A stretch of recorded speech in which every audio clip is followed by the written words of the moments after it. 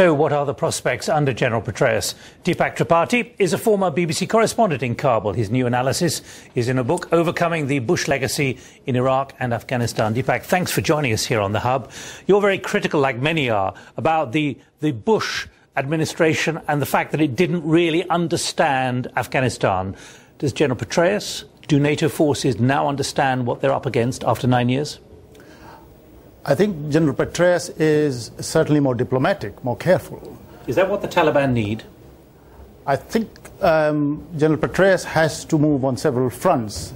The Taliban will have to be talked to, and General Petraeus perhaps is a better person to arrange. Culture, though, in your book, you're critical of the way the Bush administration simply thought it could do everything on its own terms. Do you think there's a greater subtlety which has now entered the NATO and US-led operation?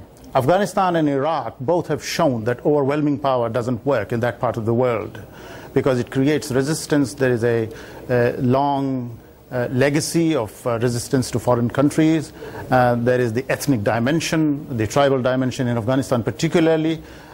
Foreign invaders have never succeeded in Afghanistan, and there was no reason to believe that any long occupation of Afghanistan would succeed.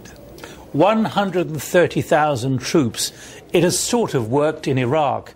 Do you believe there's simply no chance that 130,000, 200,000 will ever make a difference? For Afghanistan, it's a different matter. I remember in the 80s, the strength of the occupying Soviet forces was exactly like that, 140,000 or so at their peak, and still it didn't work. What does this mean then for General Petraeus, who is renowned in the US military for his counterinsurgency doctrine of 4 years ago, which appears on balance to have worked in Iraq? What do you believe they are now discovering about the limits of power?